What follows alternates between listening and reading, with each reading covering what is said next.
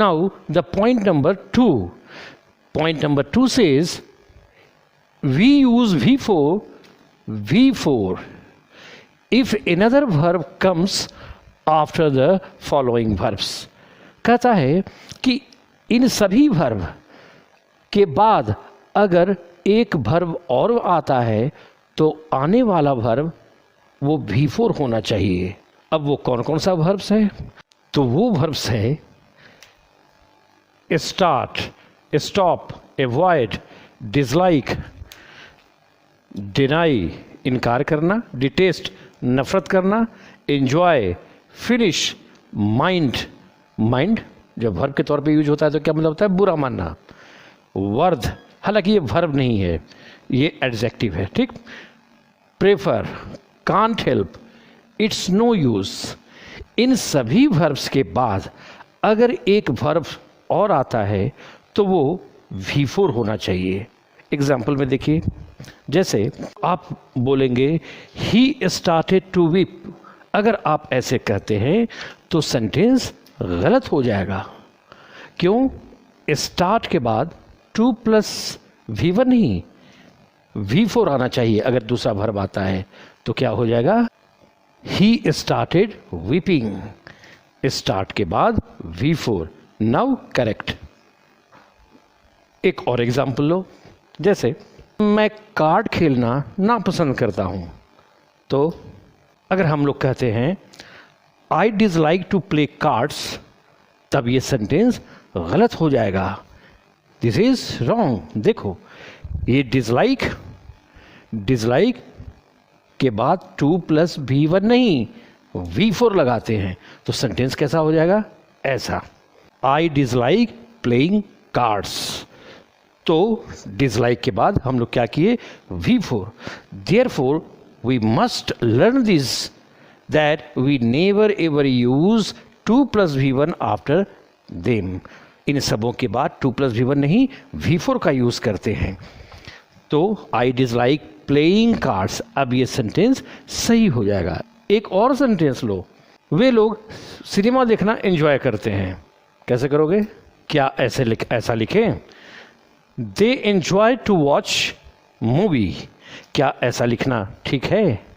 बिल्कुल नहीं, this is wrong. Once again यहाँ देखो, एंजॉय, इसके बाद भी V4, सेंटेंस क्या हो जाएगा? तब सेंटेंस हो जाएगा दे एंजॉय वॉचिंग मूवी। अब ये सेंटेंस सही हुआ। This one is now correct. तो इस तरीके से याद रखना है कि इन सभी वर्ब्स के साथ हम लोग, इन सबों के बाद अगर वर्ब आता है तो वो V4 होना चाहिए।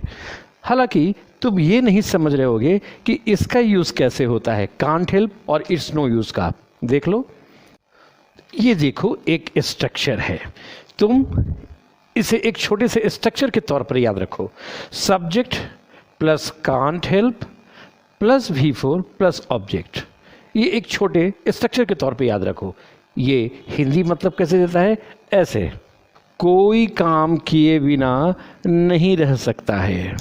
एक एग्जाम्पल से समझो, जैसे मैं हंसे बिना नहीं रह सकता हूँ, तब तुम कैसे बोलोगे?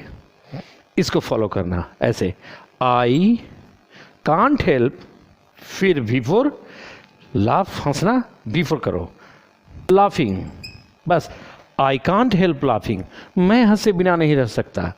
एक और सेंटेंस लो, जैसे वह तुम्हें पीटे बिना नहीं रह सका, वह तुम्हें पीटे बिना नहीं रह सका। तो अब सका है तो कैन को कुड में कर देना, लेकिन बाकी स्ट्रक्चर तो वही रहेगा। कैसे बनाओगे? ही कुडंट हेल्प, और पीटना का बीट, ING उसमें ऐड कीजिए, beating you, he couldn't help beating you. तो ये एक छोटा स्ट्रक्चर के तौर पे इसको याद रखो और इसको ऐसे ही यूज़ करना। अब इट्स नो यूज़, इसको भी एक छोटे से स्ट्रक्चर के तौर पर आप याद रखिए। देखिए, इट्स नो यूज़ V4, इसका अर्थ कैसा आएगा? इस तरीके का आएगा, कोई काम करने से कोई फायदा नहीं है। इस तरीके का इसमें अर्थ आता है। जैसे वहाँ जाने से अब कोई फायदा नहीं है, तो कैसे बनाओगे? इसी से सेंटेंस क्या हो जाएगा? It's no use going there now. तो देखो ये जो है नो यूज़ के बाद क्या लगा, V4। मेरा कहने का मतलब यही है, उसे अब पढ़ने से कोई फ़ायदा नहीं है। It's no use reading now, अब पछताने से कोई फ़ायदा नहीं है। It's no use repenting. तो ऐसे ही हम लोग करेंगे। अब ध्यान रखना, ये जो इट्स लिखा हुआ है, यहाँ पर जो इट्स लिखा हुआ है वो और क्या है, कुछ नहीं, इट और इज, इसी का शॉर्ट फॉर्म है। अगर मान लिया जाए सेंटेंस रहता है कि उसे पीटने से कोई फ़ायदा नहीं था, तो था रहेगा, तो इट इज़ नहीं करना, इट वॉज कर देना। जैसे उसे पीटने से कोई फ़ायदा नहीं था, क्या करेंगे, it was no use beating, यानी इज के जगह इट इज़ न लिख के इट वॉज नो यूज़ कर दिए। बस यही छोटी सी बात है जो उसको याद रखना है। सो इन सबों के बाद हमेशा हम लोग V4 लिखते हैं।